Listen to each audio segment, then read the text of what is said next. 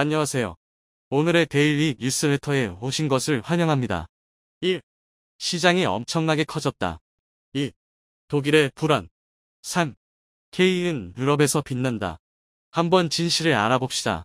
독일은 예전에 비해 전차 기술에서 뒤처지고 있어서 현대에 맞지 않는 상황입니다. 한때 세계에서 가장 진보된 전차 기술을 보유한 독일이지만 시간이 지남에 따라 기술의 낡음과 문제점이 더욱 두드러지고 있습니다. 이제는 현대 전쟁에서 요구되는 높은 기동성, 자동화 및 네트워크화에 대응할 수 없는 것으로 알려져 있습니다. 또한 독일의 전차 생산업체들은 연구 개발에 대한 투자가 부족하여 새로운 기술 및 혁신을 추구하는 데 어려움을 겪고 있습니다. 이러한 이유로 독일의 전차 기술은 현대 전투 환경에는 적합하지 않다고 평가되고 있습니다. 대단 가격 역시 훨씬 저렴한 것으로 알려져 수출 가능성이 크다는 평가가 나오기도 했지만 노르웨이 정부가 독일 손을 들어준 것이었습니다. K2 전차는 지난해 쫄란드와 1000대 수출 기본 계약을 체결한 가운데 지난해 초도 분량 180대를 우선 수출하면서 수출 첫 테이프를 끄는 바 있었습니다. 올해 나머지 820대 추가 수출에 대한 협상을 진행하며 K2 전차 수출에 훈풍이 불고 있는 가운데 노르웨이로 수출국 확대 가능성이 점쳐졌지만 고배를 마신 것인데요. 그러나 이번 수주 무산과 별개로 지난해 1월 아랍에미리트와 35억 달러 규모로 수출 계약을 맺은 중거리 지대공 미사일 천금은 사우디아라비아로의 수출 가능성이 꾸준히 제기되고 있습니다. 노르웨이, 에스토니아, 인도, 핀란드 등으로 수출된 대표적인 효자 무기 K9 자주포 역시 에스토니아로의 추가 수출과 루마니아의 신규 수출 가능성이 제기되고 있습니다. 국산 건공격기 FA-50은 이미 인도네시아, 필리핀, 태국, 이라크, 쫄란드에 수출된데요. 올해 안에 말레이시아로의 수출 계약이 성사될 것이란 관측이 나오고 있습니다. 국방부가 이번 K2 전차 수주 실패권을 두고 이례적으로 공식 입장문을 낸 것도 노르웨이로의 K2 전차 수출에는 실패했지만 K방산 수출 전망은 여전히 잔밋빛이라는 점을 강조하려는 조치로 풀이되고 있습니다. 현 정부가 방위산업 수출 성과 확대를 역대 어떤 정부보다 강조하고 있는 점도 수출 무산에도 금전적인 의미를 부여하는 이 같은 입장문을 낸 대검으로 분석되고 있습니다. 군 관계자는 K무기 수출을 추진하고 있는 국가는 여전히 많다며 이번 수출 무산한 건이 K방산의 전반적인 수출 위축으로 확대 해석되는 일을 막기 위해 입장문을 낸 것이라고 밝혔는데요. 노르웨이가 독일 전차들 도입하기로 결정한 지 한 달이 지났으나 자불이 지속되고 있습니다. 노르웨이 국방부 자국이 두 차례 현대로템의 K2 전차들 추천했으나 현지 국방부가 이를 무시한 것으로 드러나서였습니다. 방산 전문지 투 등 노르웨이 매체에 따르면 푸마는 작년 현지 국방부에 보낸 서한에서 현대로템의 K2 전차 구매를 추천했다며 납기 실적과 가격, 성능을 고려할 때 한국 K2가 독일 KMW사의 레오파르트 2H 전차보다 낫다고 평가했다며 올해 보낸 서한에서도 동일한 진론을 내렸다고 밝혔습니다. 푸마는 두 전차의 세부 기술에 대해서는 구체적으로 적시하지 않았습니다. 다만 K2 전차는 중량이 60톤 미만으로 엔진은 1500마력으로 동일했는데요. 노르웨이 레나 기지에서 이뤄진 탁월한 성능을 입증했습니다. 가격 측면에서도 현대로템이 더 나은 조건을 제시했는데요. 노르웨이가 도입 분량을 72대에서 54대로 축소했을 때 한국은 단가를 유지했으나 독일은 인상했습니다. 푸마의 서한이 공개되면서 독일의 수주를 둘러싼 논란은 가열되는 분위기를 보이고 있습니다. 노르웨이가 2H 도입을 결정한 후 업계에서는 정치적 판단이 깔린 결론이라는 분석이 우세했습니다. 우크라이나 전쟁으로 안보 불안이 가중되는 상황에서 노르웨이가 북대서양 조약기구 나토 핵심 회원국인 독일과의 관계를 무시할 수 없었다는 지적이었습니다. 요나스 가르 스트레 총리도 2H 주력 전차 54대를 주문하겠다고 밝히며 독일과의 관계를 강조한 바 있었습니다. 그는 북유럽 인접 국가를 비롯한 나토 핵심 동맹들과 계속해서 동일한 주력 전차 기종을 운용하게 됐다며 이는 향후 독일과의 관계를 강화할 것이라고 설명했었자 K2 전차가 선정되지 않은 것은 기술력 문제가 아니라 나토 북대서양 조약기구 동맹국 간 국방협력의 중요성을 고려했기 때문입니다. 마수드 가라칸이 노르웨이 국회의장이 언급한 발언입니다. 노르웨이는 기존 독일제 레오파르트 2A사 전차들 교체하는 신형 주력 전차 MBT 사업을 추진해왔고 한국의 K2 흑표 전차가 레오파르트 2H1과 막판까지 검쟁을 벌였습니다. 하지만 최근 K2는 입잘 검쟁에서 탈락했습니다. 그동안 노르웨이의 대독일 정치적 입장 문제란 관측은 있었지만 구체적으로 어떤 문제든지에 대해 의견이 분분했습니다. 이런 가운데 노르웨이의 내부 국립연구소에서 우크라이나 전쟁 이후 북해산 석유 및 천연가스를 둘러싼 노르웨이 독일 특수관계를 언급해 눈길을 끌고 있습니다. 미국의 군사 전문 매체인 브레이킹 디펜스는 노르웨이 국제문제연구소의 선임 연구원 연금을 인용해 노르웨이의 독일 레오파르트 전차의 구매 과정을 분석했습니다. 노르웨이의 요나스 가르 스트레 총리가 독일 KMW 크라우스 마페이 베그만서로부터 레오파르트 2A7 주력전차 54대를 주문할 계획이라고 발표한 이후 나온 보도였습니다. 매체에 따르면 노르웨이의 레오파르트 전차 선택은 천연가스들 매개로 한 정치적 요인이 크게 작용했습니다. 루피 관계자는 우크라이나 전쟁 이후 노르웨이 천연가스에 대한 독일의 의존도가 높아지면서 양자 관계 독일과 노르웨이가 분명히 감화되어 왔다고 설명했습니다. 유럽으로 공급됐던 러시아 천연가스 수입이 중단되면서 노르웨이 천연가스에 대한 수요가 폭발적으로 늘어났다는 설명입니다. 노르웨이 통계청이 최근 발표한 노르웨이 상품 대의무역 통계에 따르면 노르웨이 천연가스 수출은 1조 3,570억 크로네로 지난해 노르웨이 수출 규모 2조 6,010억 크로네 절반 이상을 차지했습니다. 여기에 지난해 국제 천연가스 가격도 가파르게 오르면서 노르웨이는 지난해 사상 최대 규모의 무역 흑자를 기록한 것으로 나타났습니다. 노르웨이 입장에서는 큰 호재이지만 전쟁에 따른 반사 이익이 말함 없을 수도 없는 상황입니다. 노르웨이는 군사 지원을 위해 향후 5년간 750억 크로네 약 73억 달러를 우크라이나에 지원하겠다는 의사를 밝히기도 했습니다. 하지만 전쟁 발발 이후 노르웨이가 석유와 천연가스 판매로 얻은 수익에 비하면 턱없이 적다는 국제사회의 압력도 받고 있습니다. 노르웨이가 현재 독일과 상당수의 군사협력 프로젝트들 진행 중인 점도 이번 결과에 영향을 준 것으로 나타났습니다. 노르웨이 방위사업청과 독일 연방조달청은 2021년 차기 재래식 잠수할 조달 계약을 체결했습니다. 이에 따라 두 나라는 동일한 설계를 기반으로 한 잠수함을 노르웨이 내적, 독일 부적 등 각각 보유할 예정입니다. 올해 시제 잠수함 건조도 예정돼 있습니다. 국내 방산업체 관계자는 노르웨이 최대 방위산업체인 콩스버그는 잠수함, 할전, 유도 무기, 지상 장비 분야에서 독일과 오랜 협력 관계를 유지해오고 있다고 말했습니다. 이 때문에 독일 눈치를 볼 수밖에 없었고 결국 한국 탱크를 선택하지 않은 이유라고 밝혀진 것입니다. 쫄란드 이후 노르웨이의 서유럽 무기 수출, 교두보로 선고자쨌던 K2 제조사 현대로템은 향후 다른 나라의 수출 실적을 통해 만회하겠다는 계획을 밝혔습니다. 올해 쫄란드와 K2 전차 820대를 수출하는 2차 계약 등에 집중할 예정으로 2차 계약 수주 금액은 12조 원이 넘을 것으로 추정됩니다.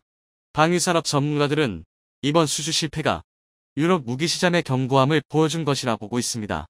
북대서양 조약기구 회원국 간에 그동안 쌓아온 무기 거래를 여객 국가가 쉽사리 뚫기 어렵다는 점이 증명됐다는 것입니다.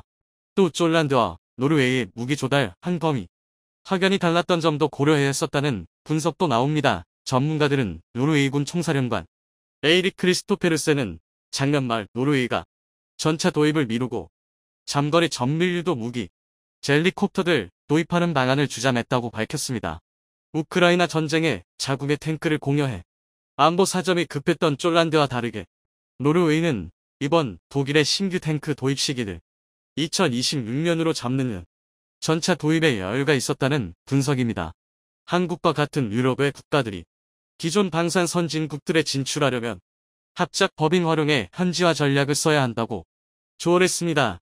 이스라엘의 거무 방산업체 라파엘이 개발한 스파이크 대전차 미사일을 독일에 있는 이스라엘 공장에서 생산하고 있습니다. 아울러 지자동화 체계 잠배 등으로 판매 무기도 다변화해야 한다고 말했습니다. 전차의 거무 무전기 등 지휘통 제통신 등 자산을 수입 국가가 자국산으로 쓰는 일이 많은데 기업들이 이 같은 자산도 수출할 수 있도록 신경 써야 한다는 설명입니다. 노르웨이 총리실 홈페이지에 따르면 요나스 가르 스트레 총리는 레나 군사기자에서 기자회견을 열고 레오파르트 2H 주력 전차 54대들 주문할 계획이라고 발표했으며 여기에 향후 18대들 추가 구매하는 방안이 법선으로 남아있다고 노르웨이 정부는 설명했는데요. 첫 인도 분량은 2026년이며 오는 2031년까지 순차 도입될 예정으로 알려졌습니다. 정확한 계약 금액은 공개되지 않았습니다. 다만 이번 도입 결정은 19억 6천만 달러, 약 2조 4천억 원으로 책정된 방위비 증강 예산 지출 계획의 일부였어 상당한 규모 금액일 것으로 추정되고 있습니다. 노르웨이는 러시아와 196km에 달하는 국경을 맞대고 있는 나토 회원국입니다. 한국의 K2 우표 전차는 레오파르트 2H1과 함께 막판까지 검증했지만 결국 좌절됐는데요. 막판까지 고민한 노르웨이가 레오파르트2를 선택한 것은 우크라이나 전쟁 국면이라는 점 외에 나토 핵심 회원국인 독일과의 관계 등이 작용한 것으로 보입니다. 실제 스테레 총리는 나토 핵심 동맹들과 계속해서 동일한 주력 전차 기준을 운용하게 됐다며 이는 향후 독일과의 관계도 강화할 것이라고 밝혀 이런 의문의 쐐기를 박았는데요. 앞서 미 외교 전문지 포린 폴리시는 지난달 독일이 오랜 머뭇거림과 핑계 끝에 우크라이나의 탱크 지원을 결정했지만 레오파르트2를 육군 핵심 무기로 삼고 있는 유럽 국가들이 앞으로도 계속 독일 전차에 의존할 수 있을지 레오파르트2는 현재 북대서양 조약기구 육군 주력 전차로 유럽 각국에서 2000여 대가 운용 중인 것으로 알려졌습니다. 하지만 독일이 이번 우크라이나 탱크 지원 과정에서 갈팡질팡하는 모습을 보이며 신뢰가 흔들리고 있다는 것이 FP의 분석이었습니다. FP는 그러면서 독일의 신뢰가 흔들리는 동안 한국이 그 틀을 파고들며 유럽 밤산 시장을 빠르게 잠식하고 있다고 전했습니다. K2 전차는 한국이 미국 탱크 플랫폼에서 벗어나기 위해 지난 1995년 개발에 잡수해 2014년부터 양산을 시작한 탱크라고 FP는 소개했습니다. 유럽 최고 전차들과 비슷한 성능을 갖추고 있으며 레오파르트2와의 비교 테스트에서도 충분 성능을 보였다고 이 매체는 강조했는데요. 또 한국 탱크 등 무기의 잠잠에 대해 기술 이전을 통한 현지화와 뛰어난 생산 능력, 방위산업 육성에 대한 강력한 의지 등을 꼽았습니다. 실제 쫄란드에 수출되는 K2 탱크 1000대의 경우 첫 180대는 한국에서 생산되지만 B20대는 2026년까지 쫄란드에 생산시설을 갖추고 현지화 모델 K2PL로 만들어지는데요. 이 때문에 쫄란드 입장에서는 독일 레오파르트2보다 훨씬 빨리 탱크를 확보할 수 있으며 나아가 기술 이전을 통해 방위산업을 육성하는 쫄란드의 요구까지 충족할 수 있다고 FP는 분석했습니다. 다만 유럽 전체가 이번 노르웨이의 사례처럼 탱크 구매처들 당장 한국으로 바꿀 가능성은 적다고 전망했습니다. 그 이유로 한국이 우크라이나에 살상 무기 지원을 거부하는 는 러시아와 민감하다는 점과 이젠 인정할 때가 됐습니다. 대한민국은 더 이상 개발도상국이 아니며 중견국도 아닙니다. 이제 대한민국은 명실상부 선진국의 반열에 올랐습니다. 실제로 지난 2022년 12월 31일 US 뉴스월드 리포트는 2022년 가장 강력한 국가 6위에 대한민국을 선정했는데요. 이는 프랑스, 일본보다 앞선 수치였습니다. 즉 이미 국제적으로는 대한민국을 유럽 국가들이나 일본보다 더 높게 평가한다는 방증인데요. 그러나 유감스럽게도 아직 국내에서는 이를 잘 받아들이지 못하고 있습니다. 아무리 그래도 한국의 군사력이 그 정도는 아니지 않냐는 건데요. 우선 2022년 가장 강력한 국가 또는 글로벌 파이어파워 등에서 군사력 순위가 발표될 때 많은 분이 간과하시는 게 있습니다. 바로 한 나라의 강력함은 절대 단순히 군사력이나 군의 규모만으로 평가할 수 없다는 것입니다. 당장 2022년 가장 강력한 국가만 봐도 경제적 정치적 영향력, 국제동맹, 군사력, 수출 등 6가지 지표에서 점수화하는 방식으로 순위를 선정하는데요. 이뿐만이 아닙니다. 대다수의 군사 전문가들은 문화 수준이나 시민의식 같은 민도 또한 한 나라의 강력함을 결정하는 매우 중요한 지표라고 강조하고 있습니다. 하지만 여기까지만 설명해드리면 민도와 군사력이 무슨 연관인지 납득하기 어려우실 겁니다. 사실 당연한 의문인데요. 불과 10여 년 전만 해도 군대는 군대다워야 한다라는 게 보편적인 상식이었습니다. 사회와는 다소 동떨어져 있고 정형화된 체계를 갖춰야만 강력한 군대라고 생각했는데요. 그리고 여기에 더해 첨단 장비, 부하력 무기 등이 수반되어야만 강한 군사력을 보유했다고 여겨졌습니다. 그러나 결론부터 말해 이는 굉장히 잘못된 생각입니다. 이를 보여주는 가장 단적인 예가 바로 우크라이나 전쟁인데요. 단순히 군의 규모와 무기 체계로만 봤을 때 러시아의 패배는 불가능한 일입니다. 일각에서는 서방 무기 체계가 월등해서 그렇다고 주장하고 있습니다만 이건 절대 이유가 될 수 없습니다. 전쟁 발발 전 우크라이나는 러시아와 대부분의 무기 체계를 공유하고 있었습니다. 그런데도 우크라이나는 전쟁 초기부터 러시아를 상대로 승기를 잡아갔습니다.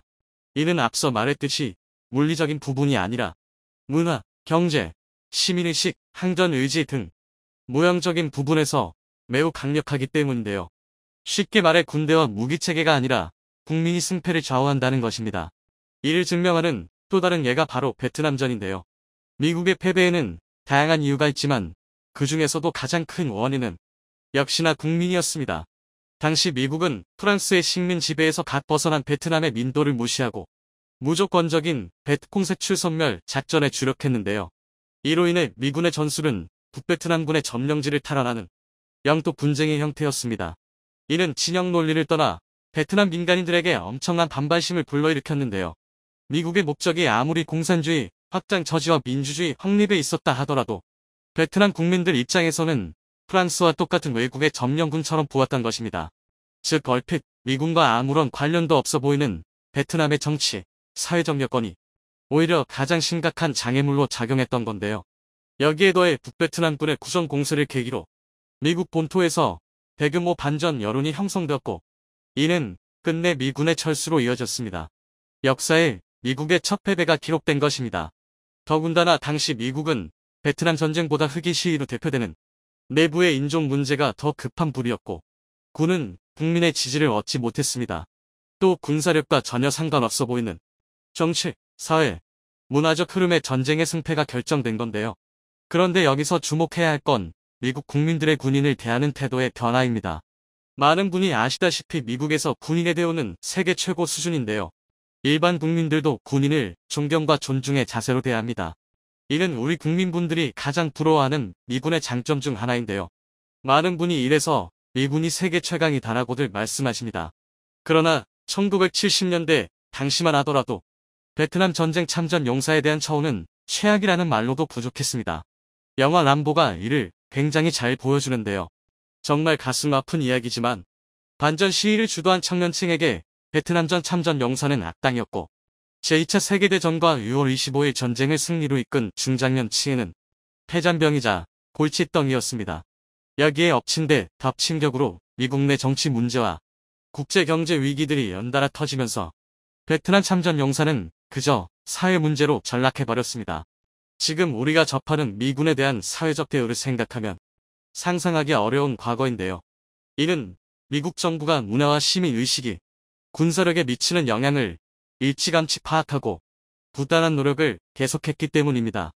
그렇지 않았다면 아무리 예산을 쏟아부어도 모병제로 운명되는 미군이 정상적인 군대의 형태를 취할 수 없었을 텐데요. 이것이 바로 무기체계 등 물리적 요소가 아닌 민도 같은 무형적 요소가 군사력을 논할 때 중요하다고 여겨지는 이유입니다. 그리고 이에 만만치 않게 군의 문명화 또한 굉장히 중요한데요. 한마디로 설명하자면 현대전에서는 최하위의 소규모 부대까지 똑똑하고 생각할 줄 아는 군대가 강력한 군대라는 것입니다. 마찬가지로 우크라이나 전쟁에서 러시아군을 보면 이 유연함이 얼마나 중요한지 알 수 있습니다. 우크라이나 관련 영상에서 종종 말씀드렸지만 러시아의 군사결의는 제2차 세계대전에서 멈춰 있습니다. 반면 군은 대단히 현대화된 구조인 대대전술단 BTG로 운영되고 있는데요. 이는 군단사단 대대로 이어지던 전통적인 구조를 군단 대대로 간소화한 대단히 파격적인 구조입니다.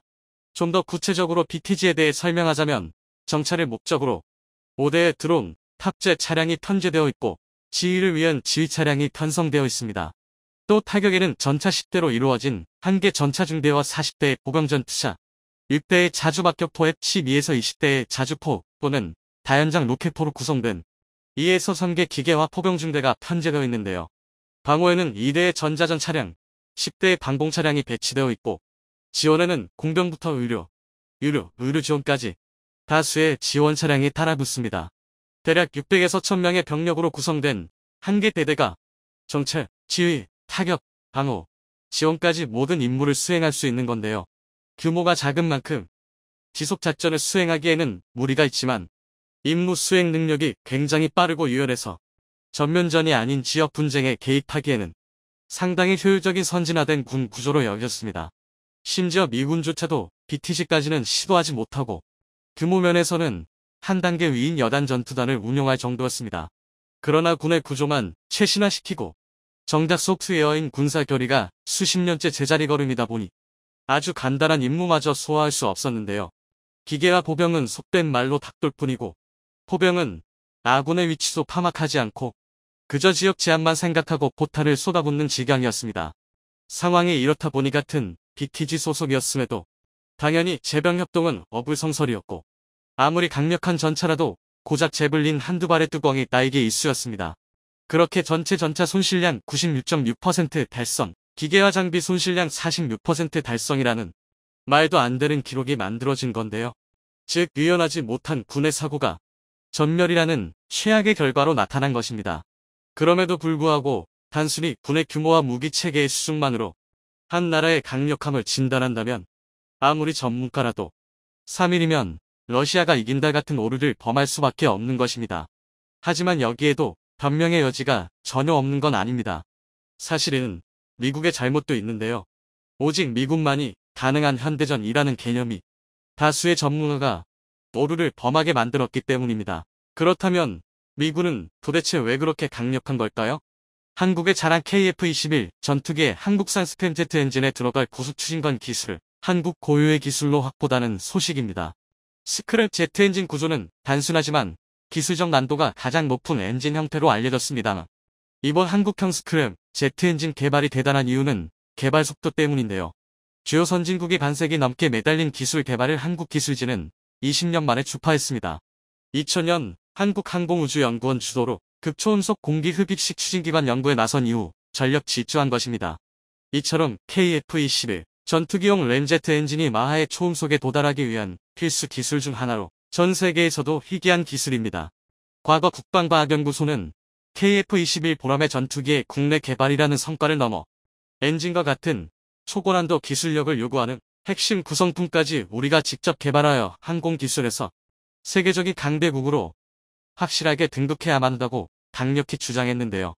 저바이패스 터보팬 엔진 분야에서 미국산 F414 엔진을 2030년까지 대체하고 같은 성능의 국산 엔진을 개발하는 것은 물론 한국산 미사일 무기에 장착할 램제트 엔진도 함께 개발하는 동시에 파생형인 스크랩 제트 엔진을 개발하는 계획을 세웠습니다.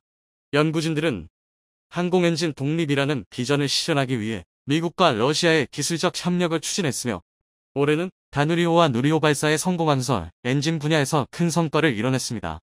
이처럼 우리 한국의 엔진 첨단 제조업은 그 기술력이 날이 갈수록 상승하고 있으며 이제는 한국형 고속 추진관과 스크램제트라는 차세대 엔진 기술력 획득과 더불어 초음속 제트기 엔진의 핵심 기술까지 모두 습득하는 데 완벽히 성공했습니다. 이번에 개발에 성공한 스크램제트 엔진은 램제트 엔진의 파생형으로 마하 5 이상 속도에서도 효율을 극대화할 수 있는 장점이 있는데요. 기존 램제트 엔진은 흡입구로 들어오는 공기 속도가 마하 1.2 이상이지만 엔진 연소실 내부 충격파로 속도가 줄어든다는 단점이 있습니다. 실제로 연소 단계에선 마하 1 이하 아음속 상태에 머물게 된다. 이러한 메커니즘은 비행체가 마하 5 이하 속도를 유지할 때는 문제가 없지만 그 이상 속도에 진입하게 되면 탈이 나게 됩니다. 엔진 연소실 내부에 충격파가 너무 커져 내부 압력과 온도 상승으로 엔진이 터질 위험성이 크기 때문입니다. 그래서 안정적인 초음속이 가능한 스크램제트 엔진은 이 같은 문제를 해결하고자 고안되었습니다. 스크램제트는 터보제트나 터보팬과는 달리 추력을 위한 물리적인 장치가 없기 때문에 최적화된 애프터버너 사용이 가능합니다. 스크램제트는 고고도에서 모을 때 효율이 크게 올라감으로써 지그재그 패턴에 맞춰서 엔지니어를 분사시키고 압축된 공기를 연소시킴으로 연료를 많이 뿌릴수록 더욱 강력한 출력 성능을 보여주는데요. 스크램제트 엔진 내부에서 초음속으로 흐르는 공기에 연료를 분사해 연소 반응을 이끌어내 안정적인 마하 5 이상의 속력이 가능하게 되는 것입니다. 이를 바탕으로 만들어진 KF-21 전투기에 탑재될 스크램제트 엔진은 마하사까지 낼 수 있을 정도로 능력이 매우 뛰어나며 F414 터보팬 엔진과 비교해봤을 때 크기 대비 출력이 매우 우수한 점도 특화된 장점이 될 수 있습니다. 무엇보다도 이러한 스크램제트 엔진을 국산화한다면 터보팬 엔진보다 단순화된 부품 덕분에 교체 부품의 공급 체계가 안정화돼 KF-21 전투기의 정비성은 높이고 운용비는 대폭 절감하는 효과를 낼 수 있습니다. 연구진들은 KF-21 전투기의 핵심으로 설계된 스크램제트 엔진 기술을 완전히 자립화시키기 위한 국산 전투기 엔진 프로젝트를 점진적인 개발 단계를 통해 2030년까지 한국의 KF-21 전투기 램제트 엔진에 적용되는 고속 추진과 내의 모든 기술력을 대한민국이 직접 보유하는 것을 중점으로 두고 있습니다. 100% 국산화 한국산 전투기 심장이 탄생하는 순간이 머지않았다는 뜻이죠. 최근부터 로키드 마틴이 밀고 있는 표어가 있는데요. 바로 이제부터는 속도가 스텔스이다입니다. 빠른 속도로 사라져 레이더로는 잡을 수 없는 속도가 진정한 스텔스라는 것이죠. 이런 세계적 변화의 흐름을 이미 파악하고 있던 국방과학연구소는 KF-21 전투기용 램제트 엔진을 포함해 현무 미사일을 활용한 차세대 순항 미사일용 엔진으로도 병행해 무기 개발 연구를 진행 중인데요. 2022년에 들어 대한민국의 첨단 군사무기 제조업의 기술력이 날이 갈수록 상승함에 따라 현무3에 들어가는 차세대 순항 엔진 기술 획득과 동시에 국방과학연구소 역시 소형의 스크램제트 엔진을 비행시킬 최적의 기술력까지는 확보했다는 발표를 하여 모두를 놀라게 하였죠. 만약 스크램 엔진이 탑재된 극초음속 순항미사일을 양산에 성공한다면 신의 방패라고 불리는 이지스 함대나 항모전단들도 방어하기 어려워 굉장히 까다로워질 것입니다. 이처럼 스크램제트 엔진은 이제 미사일의 분야에서도 중요한 역할이 되었는데요. 미사일이나 하면 파괴력도 중요하겠지만 정작 더 중요한 것은 바로 비용입니다. 한번 사용하고 끝나는 미사일의 가격이 비싸면 양산이 불가능할 텐데요. 일반적으로 스크램제트 엔진은 로켓 엔진보다 효율이 좋다는 게 큰 장점입니다. 일단 연료와 함께 산화제까지 싣고 날아가야 하는 로켓에 비해 스크램제트는 연료만 답재하고 산화제로 공기를 빨아들이게 분어 로켓 엔진보다 더 작고 가볍게 만들 수 있어 대량 생산까지 가능해지면 가격도 더 저렴해지기 때문에 미사일 엔진에 적합하며 구조 또한 하나의 기인관에 가까울 정도로 단순하다는 것도 장점으로 꼽히고 있습니다. 스크램제트 엔진을 만들기는 정말 어렵지만 일단 발전만 시킨다면 마하 6 이상은 기본이며 마하 15의 항공기도 가능합니다. 어쨌든 가까운 미래에는 스크램제트 전투기와 미사일을 넘어 스크램제트 항공기가 등장할 것이라는 게 항공업계의 관측인데요. 실제로 미국 애틀랜타에 본사를 둔 항공우주 스타트업 허미어스는 음속의 5배인 마하5로 나는 여객기를 2029년 시험 운항을 목표로 개발 중입니다. 허미어스 최고 경영자인 AJ 피플리카는 쉬운 일은 아니지만 현재의 국방기술 응용 수준과 자금 조달 환경으로 볼 때 5년 전에는 가능하지 않았던 일을 현실로 만들 수 있는 중요한 시기임이 틀림없다고 말했을 정도로 앞으로 스크램제트 엔진은 항공기술 분야에서 중심이 될 가능성이 매우 높다는 걸 의미합니다. 최근 하나에어로의 발표에 따르면 국산 스크램제트 엔진 개발은 25조 원에 이르는 생산 유발 효과와 함께 경제적 수출 효과도 기대가 된다고 평가했습니다. 2020년대에 들어 대한민국의 첨단 제조업의 기술력이 날이 갈수록 상승함에 따라 40년 만에 이룬 각종 성과를 비추어 보았을 때 전투기 램제트 엔진 완전 국산화는 꿈은 아닌 현실로 다가올 것입니다. KF-21 전투기 스크램제트 엔진 국산화를 위한 계획은 지금 이 순간에도 계속되고 있으며 세계에서 네 번째로 가스터빈 엔진 개발과 5세대 전투기 개발까지 성공한 한국은 전투기용 스크램제트 엔진 개발까지 충분히 가능한 기술 잠재력을 지니고 있다고 군사 전문가들은 판단하고 있습니다. 전투기 엔진은 극비리 기밀급으로 선진국들은 기술 유출을 극도로 꺼리고 있으며 KF-21 전투기의 5세대 스텔스 전투기 버전인 블록2, 블록3가 개발되는 2030년대 초중반 전투기의 제트 엔진을 완전히 국산화시키려는 거대한 프로젝트를 현재 진행 중입니다. 한국이 독자적으로 개발을 진행하고 제작한 KF-21 프로토타입의 스크램 제트 엔진을 탑재하며 국산 엔진은 2030년까지 평가 시험을 마치고 개발을 완수하겠다는 게 대한민국의 목표입니다. 첨단 무기 개발에 멀찍이 앞서 있는 대한민국이 만든 KF-21 보라매가 대한민국을 넘어 세계를 질주할 것입니다.